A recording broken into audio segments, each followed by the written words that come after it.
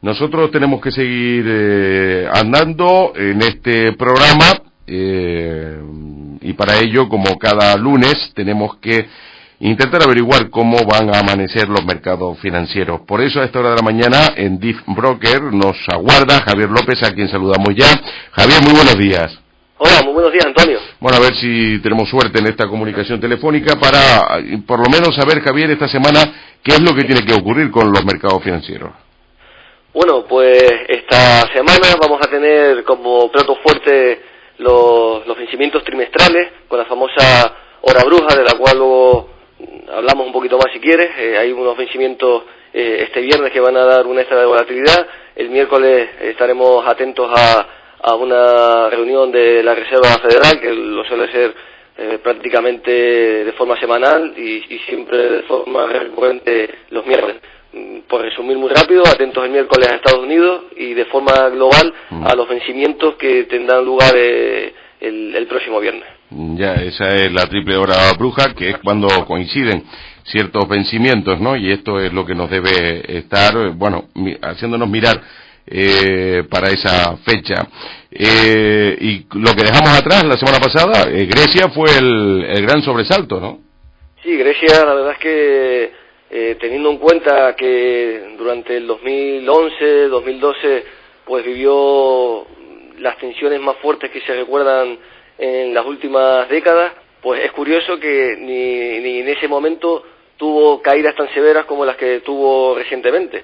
De hecho, hay que remontarse pues a 1987, en el famoso crash que tuvo el mundo, porque ya no fue solo Grecia, sino Wall Street, que fue el que inició la caída con esa crisis asiática que se desató en ese año.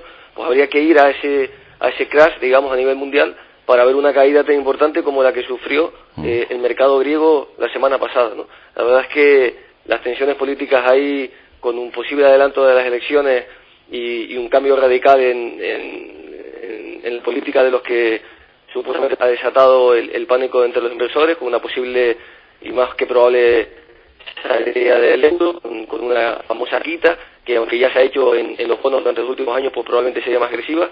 Y también comentar pues lo que ya anunciamos hace 3 semanas, 4, cuando empezó ya el mercado del crudo a instalar el nerviosismo entre las petroleras. Comentábamos la semana pasada que había caído ya en torno a un 30%, y eso no significa pues más que ese dato, en dato por ciento. Buscarle un suelo a un activo que cae, por mucho que sea una materia prima, es muy complicado, y de hecho pues la semana pasada se volvió a ver un nuevo pánico en el mercado, sobre todo en la sesión del viernes, en la que se llegó a alcanzar niveles de $56 el barril. Ahora está rebotando $2, lo cual ha tranquilizado algo a los mercados, y tendremos una sesión bastante plana. Pero la semana pasada, pues para resumírtela mucho, fue la más negativa, la segunda más negativa para el IBEX 35, y de las más negativas, si no la más negativa, para Wall Street, que aún así, pues la sesión del viernes no llegó a caer en un 2%, pero hemos hablado tantas veces de la complacencia aquí en Estados Unidos, que en cuanto cae más de un 1% parece que ha venido el fin del mundo, ni muchísimo menos. Es una caída dentro de unos parámetros normales, pero estamos acostumbrados a lo normal, y es que a que el mercado siempre suba. En cuanto baja un poco, ya se induce al pánico, y tampoco hay que volverse tan loco, ¿no? Lo que sí ha pasado en Europa sí ha sido una caída más agresiva. En torno a un 7% cayó el IBEX de media durante la semana pasada. Ya.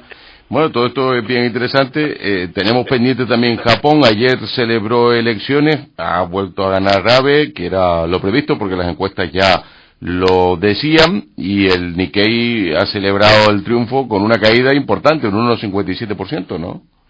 Sí, más que por celebrar las elecciones, que como dices tú ya estaban más que descontadas, ha seguido un poco la estela que te comentaba de Wall Street, con un cierre bastante negativo el pasado viernes, con ese crudo que hay que tener en cuenta que el mercado de las materias primas, como comentábamos hace, creo recordar, 3 semanas, abre los domingos, hora canaria, a las 11, ¿no? Eso se traslada a que hora y media más tarde, es decir, a las 2:30 hora canaria, abre Japón, y en función de cómo esté, sobre todo últimamente, el mercado del petróleo, pues inicia un rebote o sigue la caída, teniendo en cuenta que el viernes ya venía cayendo, sobre todo Wall Street, pues Japón básicamente lo que hizo es, por arbitraje, pues adaptarse a ese mal cierre de Estados Unidos y a esa apertura negativa del precio del petróleo, ¿no? Pero a medida que se ha ido recuperando, a pesar de que Japón ha caído, llegó a caer más durante toda la sesión, ha cerrado en niveles pues más altos que los mínimos de esa sesión y, como te digo, pues de momento vamos a tener una apertura medianamente tranquila, pero insisto, teniendo en cuenta el plato fuerte que tenemos el viernes, la volatilidad va a ser acto de presencia en cualquier momento. Ya. Bueno, con este panorama estamos casi cerrando año, es cuando la gente empieza a hacer balance y sobre todo mirar para el 2015, hasta donde sabes y lo que están haciendo el DIF Broker, ¿qué plantean para el próximo año? ¿Cuáles son los grandes consejos? Bueno, yo insisto en la misma línea. La zona de 11.000, 11.200 es un techo muy muy fuerte. Cada vez que nos acercamos a esa zona parece que va a ser la definitiva. Todo lo contrario, yo siempre que veo esa zona invito más a vender que a comprar. Fue el último consejo cuando hablamos hace 3 semanas, y ahora que estamos en la zona de 10.000, 9.800, pues probablemente se nos induzca a vender. De hecho, solo hay que mirar las últimas caídas y esos titulares agresivos que nos invitan al miedo, ¿no? Hay que recordar que esto ni es bajista ni es alcista, es lateral, y los laterales son muy difíciles de operar. En nuestra opinión, el mercado va a seguir en esta tesitura hasta que no rompa el 11.200 con claridad, y sinceramente no veo fundamentos para ello. Sí. No hay que estar excesivamente posicionado, estar con bastante liquidez para aprovechar, eso sí, ciertas caídas en ciertos activos, como se dio en octubre de este año.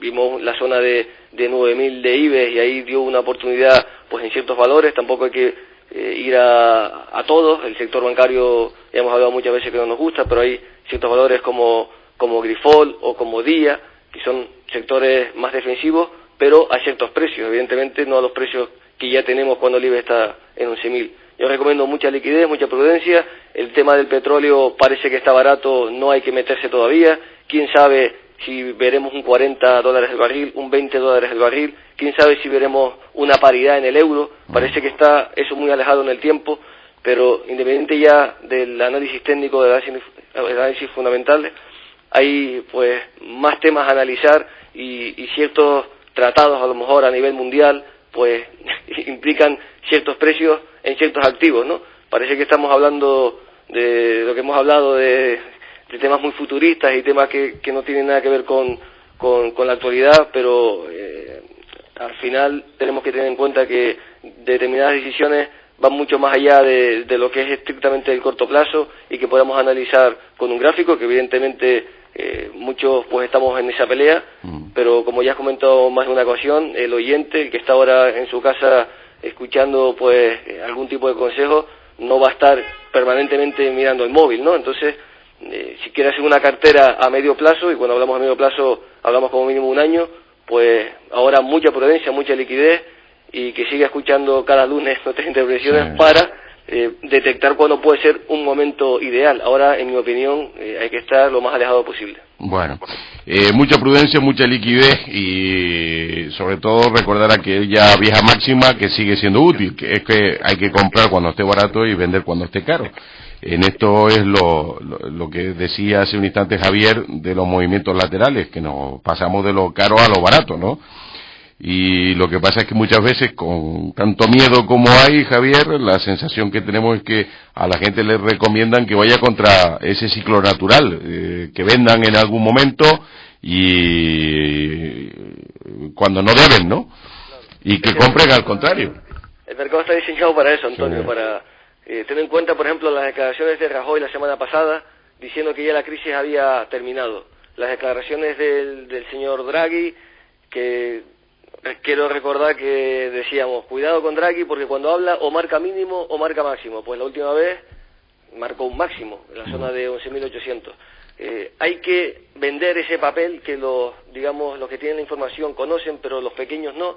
Y yo no te puedo vender a ti algo diciéndote que es malo y feo.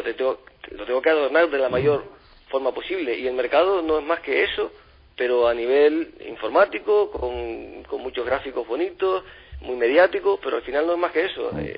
hay alguien que ha comprado cuando la cosa estaba fatal, en niveles de 2011, cuando la prima de riesgo estaba casi en 800, y quien ha comprado eso no compró pensando que España iba a quebrar, pensó que ya probablemente tenía esa información de que no iba a quebrar, de que el Banco Central Europeo pues iba a comprar bonos, de que la Fed iba a seguir con su política, y a partir de ahí, independientemente de a dónde nos llevó eso, pues tenía cierta información que ahora, por los motivos que sea, probablemente tenga otra información que a lo mejor es negativa, es lo que no sabemos, pero a tenor de tanta información positiva, no en la economía real, sino porque si salimos a la calle, evidentemente hay miedo, pero digo en el mercado, para hacernos una idea de la euforia que hay, hace 60 años que no pasa, que el S&P 500 no se aleja de la media de 5 sesiones, y eso es evidentemente muy alcista,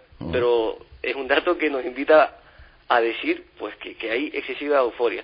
Hace muchísimo tiempo, ya ni recuerdo los años, que no cae un 10% desde el máximo que marca en un día cualquiera. Eso en el IBEX 35 pues te puede caer un 10%, de hecho lo cayó pues la semana pasada.